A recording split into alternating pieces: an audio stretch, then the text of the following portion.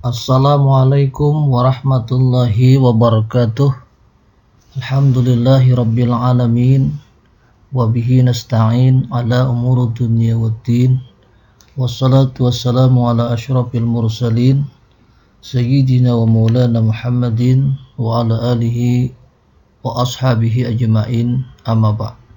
Siswa sekalian yang berbahagia, alhamdulillah, puji syukur kita panjatkan kehadrat Allah Subhanahu wa taala yang mana kita bisa bertemu kembali dalam pembelajaran online mata pelajaran fikih kelas 8 semester genap tahun pelajaran 2021. Bagaimana keadaan kalian? Sehat? Alhamdulillah sehat. Dan Bapak tidak lupa mengucapkan selamat hari lebaran tahun 1442 Hijriah. Minal aizin wal faizin, mohon maaf lahir dan batin. Baik, kita buka dulu pelajaran kita pada hari ini dengan membaca basmalah. Bismillahirrahmanirrahim. Siswa sekalian, kita lanjutkan. Pada pertemuan kali ini tujuan pembelajaran kita adalah siswa dapat memahami nilai-nilai positif dalam pelaksanaan ibadah umrah. Jadi inilah yang menjadi tujuan pembelajaran kita. Nah, pada pertemuan kali ini kita masih berbicara tentang masalah umrah. Pada pertemuan kali ini kita berbicara tentang rukun dan wajib umrah. Nah, apa itu rukun? Ya. Rukun artinya sesuatu perkara yang wajib dilaksanakan dan apabila tertinggal maka ibadahnya tidak sah atau tidak diterima. Nah, jadi yang namanya rukun adalah sesuatu perkara yang wajib dikerjakan, tidak boleh ditinggal. Nah, apabila ditinggal maka ibadahnya tidak sah dan tidak diterima. Itulah yang namanya rukun. Nah, rukun umrah adalah sebagai berikut. Yang pertama, ihram.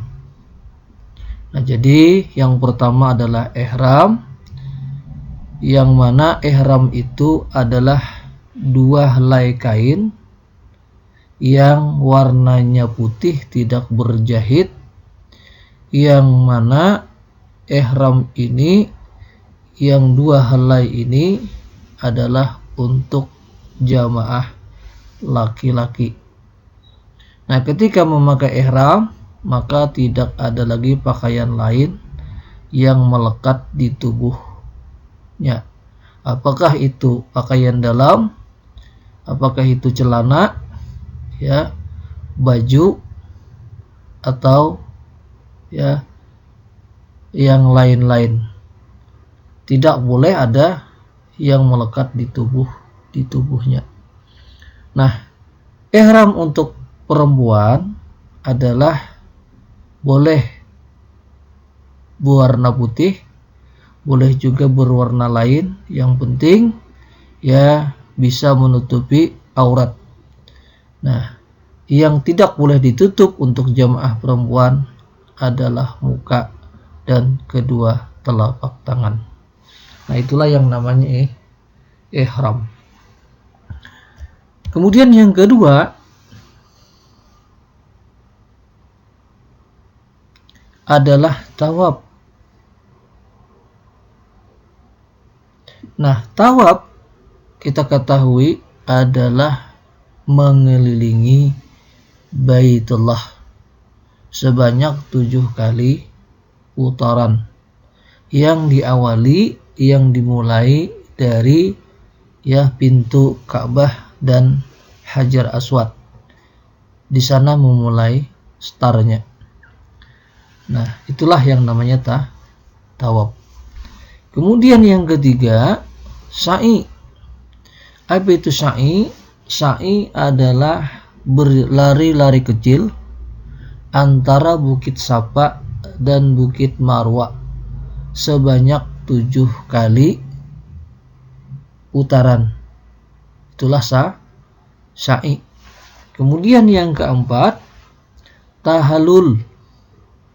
Apa itu tahallul? Tahallul adalah memotong rambut setelah pelaksanaan sa'i selesai. Kemudian dilanjutkan dengan tahallul, memotong rambut minimal 3 helai rambut. Itulah yang namanya tahallul. Nah, kalau sudah tahallul berarti selesai pelaksanaan ibadah umrah. Boleh melepas ihram dan boleh ya melanggar larangan ihram. Kalau selama berihram tidak boleh melakukan ya larangan ihram. Berarti laki-laki tidak boleh memakai sepatu, tidak boleh memakai kopiah atau topi, tidak boleh memakai minyak wangi, ya tidak boleh ya memotong kuku, jenggot, dan lain sebagainya, ya termasuk juga berburu binatang, membunuh binatang, ya ngambil sesuatu benda yang di rumput atau di tanah yang sifatnya membunuh atau sifatnya mematikan atau sifatnya ya mencelakai, maka itu adalah termasuk larangan ihram. Nah, selama berihram tidak boleh melakukan ya larangan ihram. Tetapi kalau sudah tahallul boleh melepas kain ihram, ya boleh juga melakukan hal-hal yang dilarang seperti misalnya memakai topi, memakai sandal, memakai sepatu, memakai minyak wangi dan lain sebagainya. Kemudian yang terakhir rukun ihram itu adalah tertib. Arti tertib tadi pelaksanaannya terurut, ya tidak terbulak-balik. Mulai dari ihram, tawaf, sa'i, tahallul, tertib. Tidak mendahulukan sa'i baru tawaf, atau tidak mendahulukan tahallul baru sa'i. Tetapi adalah mulai ihram, tawaf, sa'i, tahallul. Itulah yang namanya tertib. Nah, siswa sekalian yang berbahagia, jadi ada 5 ya rukun ihram tersebut. Nah, sedangkan rukun haji ada 6. Di mana beda antara rukun haji dengan rukun ihram? Yaitu adalah di ukuf di padang Arafah. Kalau haji ada ukuf, kalau sa'i, kalau umrah tidak ada ukuf. Itu saja bedanya antara haji dan umrah. Baik, kita lanjutkan. Nah, kemudian yang B, wajib umrah. Nah, apa itu wajib umrah? Wajib umrah adalah sebagai berikut. Yang pertama, ihram dimulai dari miqat makani. Jadi, wajib umrah ini adalah mulai berihram, ya, berniat dimulai dari miqat makani. Apa itu makani? Miqat makani yaitu tempat. Nah, untuk berniat mengambil ya niat umrah, ya itu 2 tempat. Yakni adalah tempatnya di Tan'im dan yang kedua adalah di Jiranah. Nah, jadi 2 tempat ini boleh untuk mengambil miqat ihram atau miqat makani. Nah, kemudian yang kedua, wajib umrahnya adalah meninggalkan semua hal yang dilarang selama melaksanakan umrah, sebagaimana larangan dalam ibadah haji. Nah, kalau ya semua yang dilarang tadi kita bisa tahan, tidak kita lakukan, maka ibadah umrah kita ya sah menurut hukum dan sah menurut syariat. Artinya umrah kita diterima ya oleh Allah Subhanahu wa taala. Baik, kita lanjutkan. Kemudian yang selanjutnya kita bahas adalah masalah miqat umrah. Apa itu miqat? Ya, miqat umrah dibagi menjadi 2, yaitu pertama miqat zamani umrah yaitu sepanjang tahun. Nah, jadi mikat zamani artinya waktu pelaksanaan umrah itu adalah sepanjang tahun. Ya, beda dengan mikat zamani haji. Kalau mikat zamani haji itu hanya sekitar 5 hari, yaitu tanggal 8, 9, 10, 11, 12, 13 Zulhijjah. Itulah pelaksanaan ya mikat zamani haji. Kalau umrah di luar daripada yang 5 hari itu, ya, yang 6 hari yaitu 8, 9, 10, 11, 12, 13 Zulhijjah boleh kita melakukan umrah.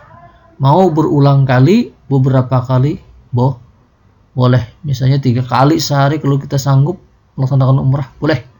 Ya, tidak ada larangan.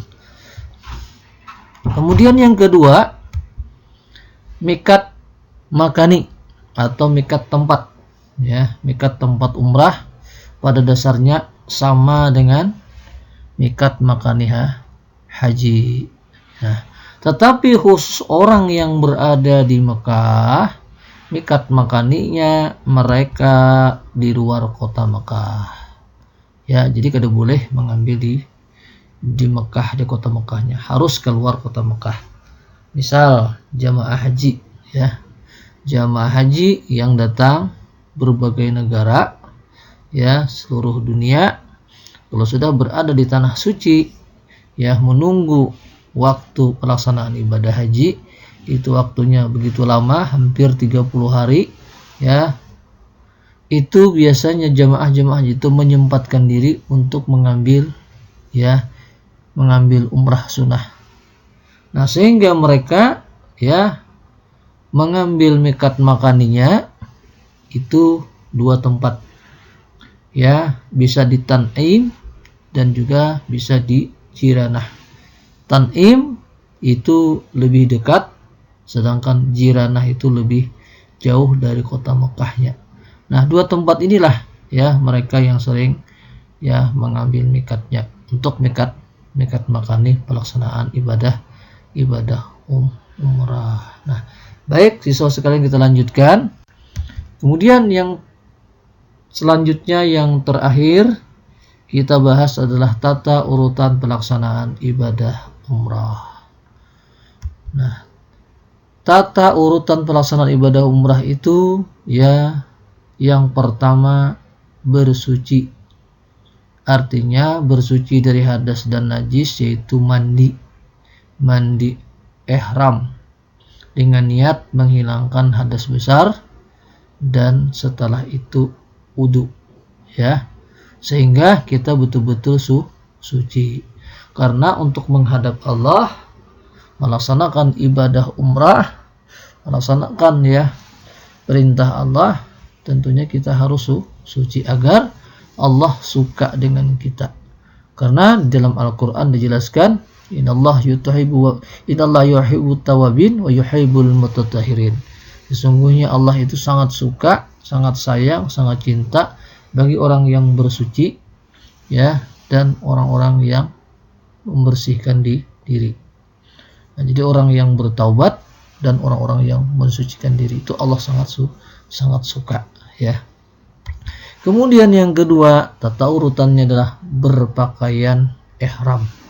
Ihram tadi sudah kita ketahui adalah 2 helai kain, ya, yang tidak berjahit, yang dipakai oleh jamaah laki-laki, satunya untuk dijadikan sarung dan satunya lagi untuk dijadikan, ya, selendang atau baju. Ya, untuk perempuan menyesuaikan, ya, apakah warna putih atau warna yang lain, bisa saja berjahit. Yang penting ketika berihram itu tidak, ya, menutup cadar muka dan kedua telapak tangan. Kalau laki-laki, kalau sudah memakai ihram, dilarang melanggar larangan ihram, seperti memakai topi, kopiah, ya, sepatu, atau pakaian yang ada melekat di tubuh dilepas semua, tidak ada yang menghalangi. Termasuk juga pakaian dalam harus dilepas. Itu yang kedua adalah berpakaian ihram. Yang ketiga, salat sunnah ihram 2 rakaat. Nah, jadi setelah kita berpakaian ihram tadi, ya, sebelum kita berniat untuk mengambil niat umrah, kita salat sunnah ihram 2 rakaat ya. Di mana biasanya salatnya? Bisa saja ya di tempat kita mengambil mikat, bisa juga ya kita salatnya itu ketika selesai kita berpakaian ihram di gedung ya, kemudian kita salat sunnah 2 rakaat, salat sunnah ihram, baru kita berangkat ya menuju ya mikat makani tadi atau tempat untuk melaksanakan ya niat umrah tadi. Bisa di Jiranah, bisa juga di Tan'im. Nah itu ya. Bisa juga mengambil niatnya ya itu sholat sunnahnya di tempat kita mengambil niat tadi, yaitu di Jiranah atau di Tan'im tadi. Kemudian yang keempat, niat dari miqat makani. Nah setelah salat sunnah ihram 2 rakaat, baru kita berniat ya, niat untuk melaksanakan umrah ya.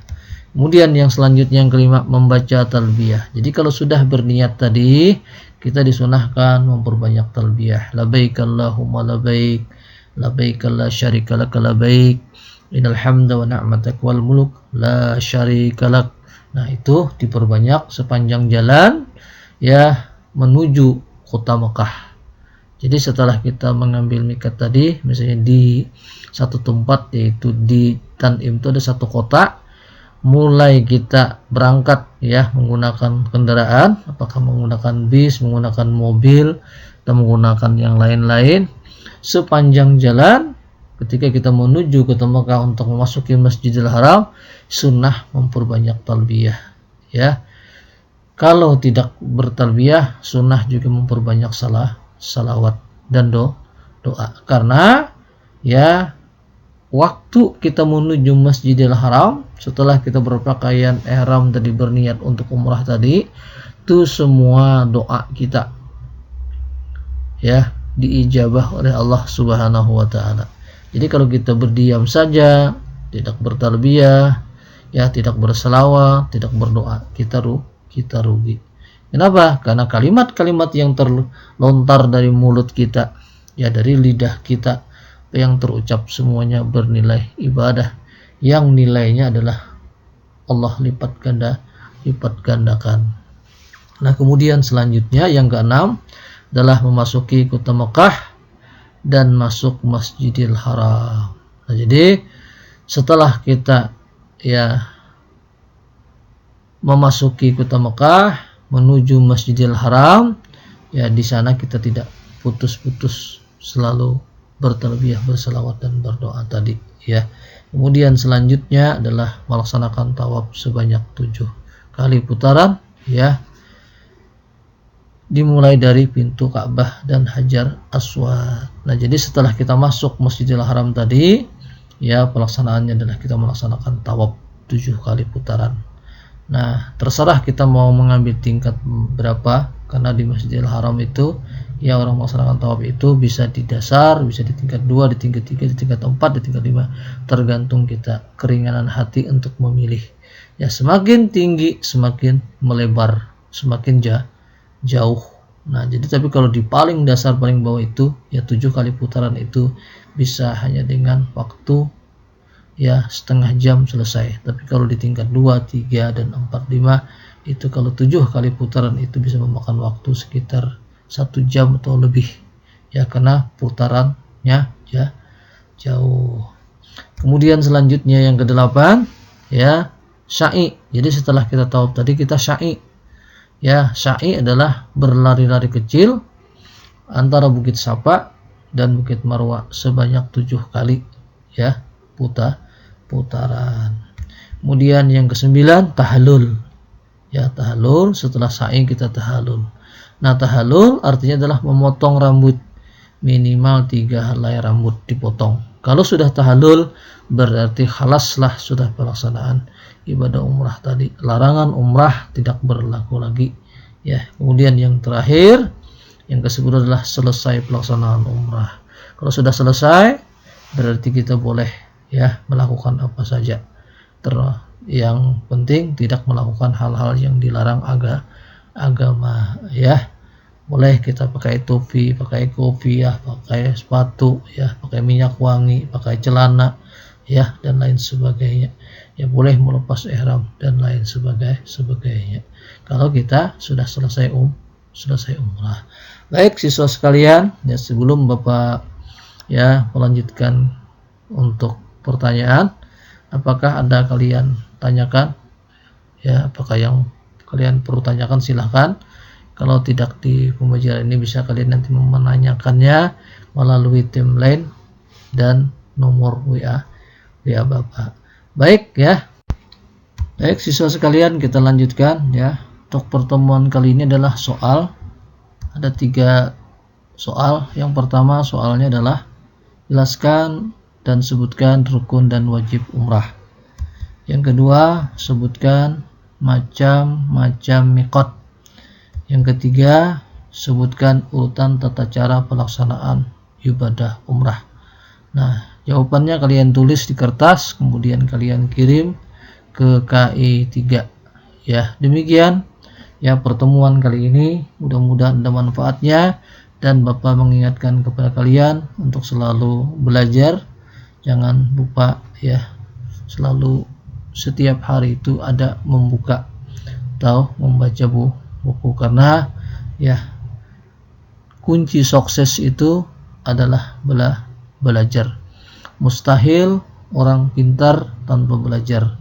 Mustahil orang yang berhasil itu tanpa belajar. Nah, jadi Bapak tekankan kalian harus selalu belajar ya. Demikian ya, Bapak akhiri pertemuan kali ini dengan membaca hamdalah.